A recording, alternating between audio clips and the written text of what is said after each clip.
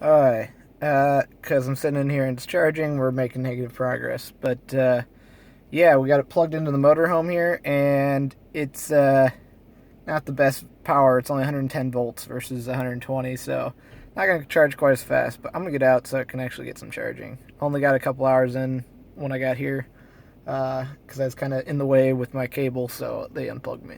But, yeah, so now we're charging off of good old fossil fuels off the generator. So, not going to be the most emissions-free trip, but it'll still be pretty good. Alright, this is the update. Got the Summon beta now, and it also is the update that I've been really looking forward to, the 80 miles per hour auto steer. Still gotta wait for calibration and all that fun shit, but yeah, so Tesla mobile app. Got auto park. Driver assistance customized, require continuous press. Okay. Yeah, they're just kind of telling you how to use the auto park. All that fun stuff. See, I never really use the auto park. I just know how to park, usually. So it's not a big deal. Canceling something, pressing door handle, key fob. Yeah, it's cool stuff. What is this? Customized summoning. Specify how your summon operates. Yeah, I'll have to go through these settings a little bit later. I'll probably do that once I get home, just to see what works. Auto lane change. You can easily and comfortably change lanes, which is a tap of the Model S turn signal. That is pretty cool. Lane departure warnings. That's pretty cool. Favorites, radio stations, ratings, and open hours. That's cool. Voice commands for favorite locations. Huh. Oh, that's pretty cool. But yeah, I'll have more videos to come to show you how this all works. But I'm super stoked. We got the plug-in here into the where our trailer's normally plugged in. Got the charger. So we're charging this thing off of diesel right now. Alright, we're on our way back. The pull was a success. Pulling hub went off without a hitch. I mean, there's a few glitches here and there, but nothing that really caused any problems. They said they loved using it as compared to anything else they've ever done for running a pull. But yeah, so it's looking like I'm gonna be cutting it a little bit close getting back. It started at 10%, went up to 12, now it's down to 7. I saw 6 earlier. I'm only going 70 here. So the autopilot I already tested out. It works. However, this is not a completely restricted highway, because you have the driveways and whatnot and things that come directly onto it. Even though it's 4-lane divided, it still is not good enough for auto drive. However, I did try it out on 36 and it worked immediately. Didn't have to do any calibration. Just as soon as I got on the road, it gave me the go ahead. And right now it says it'll say it's restricted on this highway.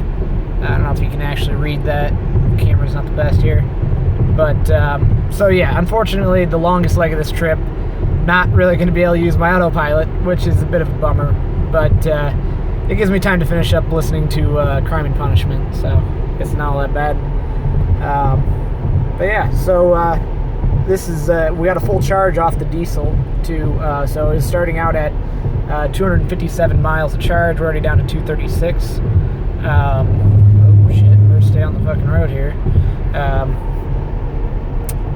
But it's looking like I'll have 7% left. That's 182 miles to go. So it kind of gives you an idea of typical driving. It's only 51 degrees out, and I got the heated seats on and got the heat up to 73. So take the route right onto US 61 yeah, north, well, towards it's yelling at me, so I'm gonna continue driving here. Well, where was I?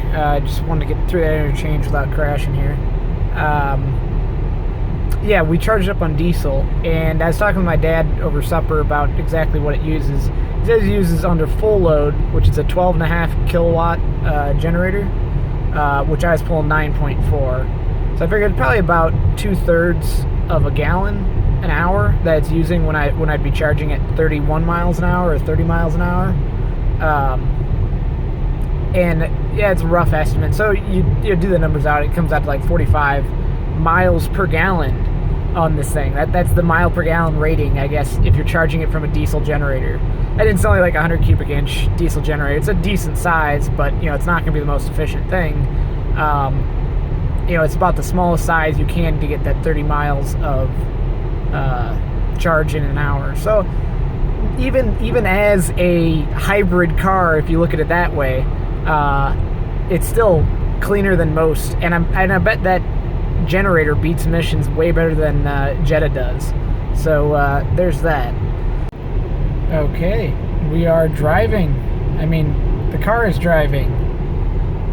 And it's doing just fine. I just got on up north further a little bit in Iowa in 61. And it is actually a restricted highway, so I could activate it. Just turned on. I'm like, okay, I'm going to try it out. And it's been working good. Just had to put my hand on the steering wheel a few times here, because it wants to make sure you're actually paying the hell attention. But no, it followed a car kind of a little bit off the exit, so I just gave it a little nudge back to the left. It didn't really go too far. The road for 13 miles. But yeah, so it's working great, and like this is awesome. I might try and get my laptop out and see how possibly productive I could be, just trying to actually, use this the way I wanted it to, but wanted to when I bought this thing. But yeah, so it's doing a pretty good job. I mean, like it stays between the lane lines. Like when you go past an exit or something like that, where it doesn't have lines, it usually drifts a little bit further away from the center line because it doesn't know where the right side is. But yeah, so it's been going at this for about 5 or 10 miles, so really, oh boy, kind of getting a little jerky there. But yeah, I'll have to actually set up a real camera shot and maybe just do, on my next road trip, set something up to make it a little bit more easy to kind of see how it actually works on a day-to-day thing. But yeah, look, Mom, no hands. Very cool stuff though, so I'm excited for using this more. I'm not so happy with this. I decided to reroute my route over into Illinois and on the back roads because I think it was thinking I was using too much battery or something. I don't really understand why for sure. It gets me closer to the supercharge station up in Davenport, but yeah, so now I'm on freaking 2-lane and I don't have autopilot, where I could have went on 61 and had autopilot. So I think what I'm going to do is actually just stop in Davenport and charge up and go a bit faster, and then just pick up some groceries, because I know I need to pick up groceries because I've been out and about. I pretty much have no food left in the house, so. Alright, just getting back to my car here. Got some groceries, $47 worth. And how much charge did we get? Looks like got another 66 miles for picking up. It's a little bit of groceries.